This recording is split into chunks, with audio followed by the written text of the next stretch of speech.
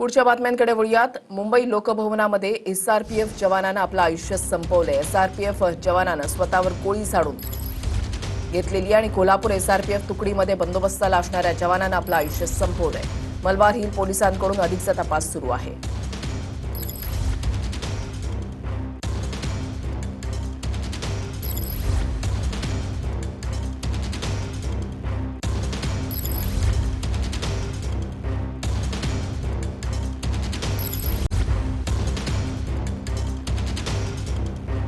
हाय security समजल्या जाणाऱ्या लोकभवनमध्ये एक धक्कादायक घटना समोर आलेली आहे।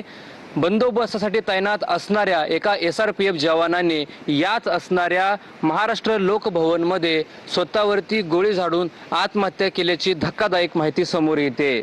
कौस्तुभ जवानाने आत्महत्या का केली, त्या पाठीमागचं नक्की कारण काय आहे याचा तपास आता पोलिसांच्या वतीनं करण्यात येतोय। त्यामुळे आता राजभवनमध्ये स्वतःवरती गोळी झाडून आत्महत्या केल्यानं आता एकच खळबळ उडालेली आहे। कॅमेरामॅन आशिफ सोबत रणजित इंगळे, TV9 मराठी, मुंबई।